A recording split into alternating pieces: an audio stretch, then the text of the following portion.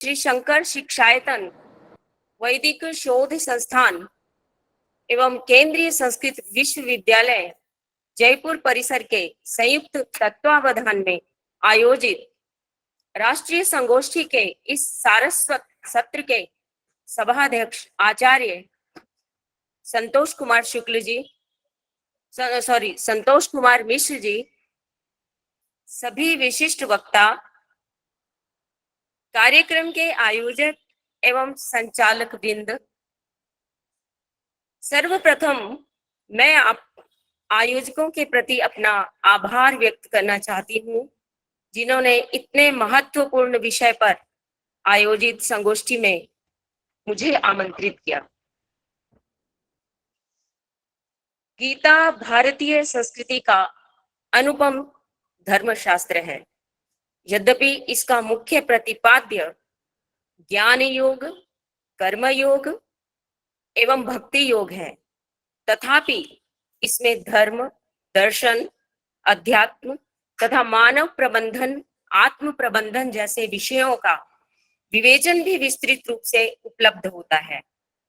हमारी शास्त्रीय परंपरा में मनुष्य मात्र के उद्धार हेतु जो 3 राजमार्ग निर्दिष्ट हैं, उनको प्रस्थान त्रय कहा गया है।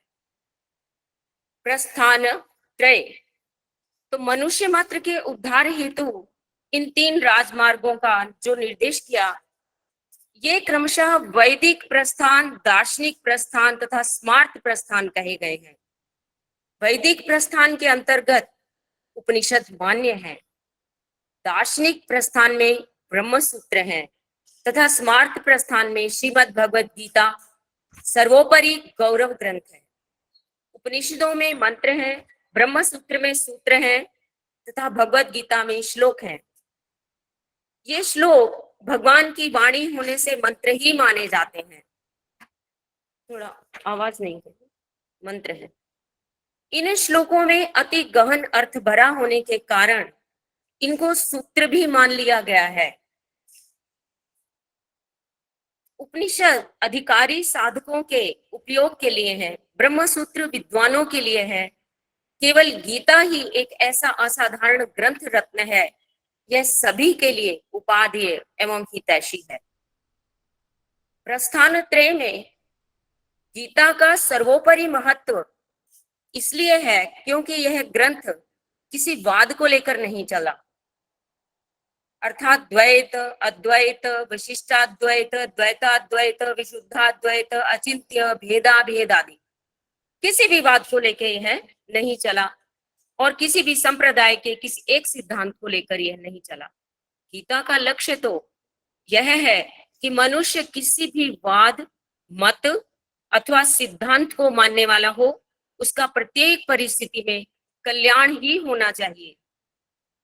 संसार में ऐसी कोई परिस्थिति नहीं है जिसमें मनुष्य का कल्याण न हो सकता हो। तदर्थ गीता ने योग का गहन उपदेश दिया है। गीता में योग के विविध अर्थ हैं, जिनको समझ लेने से साधक का मार्ग सरल हो जाता है और वह उद्धार के मार्ग पर आगे बढ़ता है। गीता में योग को 3 प्रमुख अर्थों में प्रस्तुत किया गया है। युजिर योगे धातु से बना योग शब्द उद्धार का प्रथम मार्ग है। इसका अर्थ है कि मनुष्य समरूप परमात्मा के साथ नित्य संबंध स्थापित करे। द्वितीय अध्याय के 48वें श्लोक में समत्वम योग उच्यते, इसी ओर संकेत है। यह अर्थ गीता में प्रमुखता से आया है। परमात्मा के साथ नित्य संबंध स्थापित करना प्रथम सोपान है। दूसरा, युज संयमने धातु से बना योग शब्द संयम की ओर इंगित करता है। जब चित्त निरोध होगा तो संयम से सामर्थ्य बढ़ेगी और उद्धार मार्ग पर अग्रसर होना मन जो है आसानी से हो जाएगा। गीता में जहां कहीं योग शब्द आया है, उसमें उपयुक्त तीनों में से एक अर्थ की मुख्यता और शेष 2 अर्थों की गौणता है। प्रथम समता की मुख्यता, द्वितीय चित्त की स्थिरता और तृतीय संयम, सामर्थ्य। ये तीनों अवस्थाएं 3 सोपान हैं जो उद्धार रूपी लक्ष्य तक पहुंचाते हैं। गीता के ये तीनों योग मार्ग क्रमशः कर्म योग, ज्ञान योग और भक्ति योग बताए गए हैं।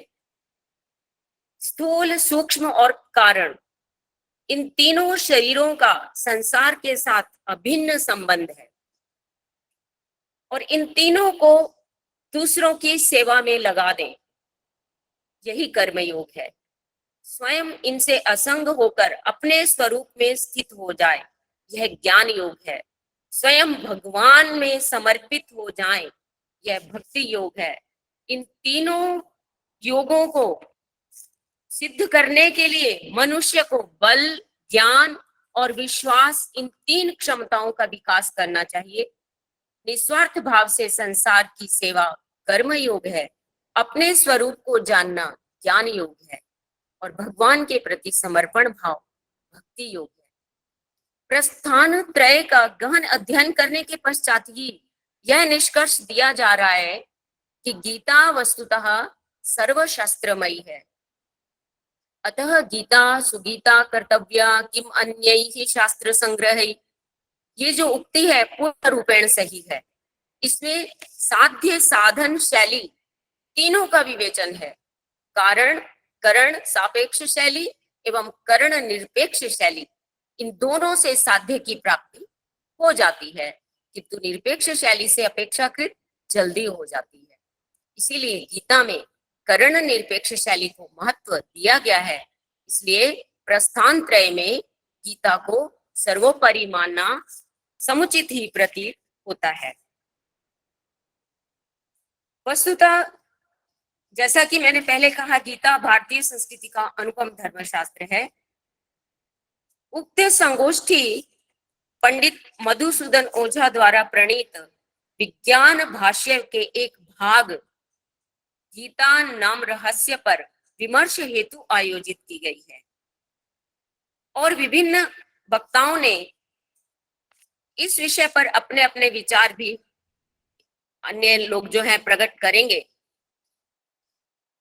मनोज मिश्रा जी का भी भाषण बहुत ही सुंदर था, जिसमें उन्होंने भगवान के विषय में बहुत सुंदर चर्चा की, भगवान की पूर्ण रूप से विवक्षा की।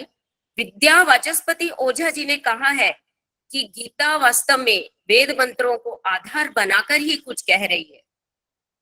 गंभीर विचार विवेचक आचार्यों में कोई गीता को केवल ज्ञान परक ही मानते हैं। बाल गंगाधर तिलक जैसे आचार्य गीता को केवल कर्म योग शास्त्र यही मानते हैं और भक्ति क्षेत्र के जो आचार्य हैं गीता को केवल भक्ति परक शास्त्र मानते हैं। आदरणीय मधुसूदन ओझा जी इनमें से किसी भी विचार का विरोध नहीं करते हैं। वे यह भी कहते हैं कि भगवान भी मानव जीवन के कल्याण के लिए ही तीनों मार्गों के औचित्य को स्वीकार करते हैं, किंतु वे तीनों ही मार्गों में व्यवस्था चाहते हैं।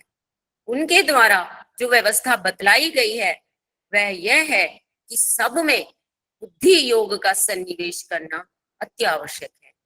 वस्तुतः गीता के अनुशीलन से यह निर्विवाद रूप से सिद्ध होता है कि गीता व्यवहार, आत्मबोध, कर्मबोध का अनुपम शास्त्र है।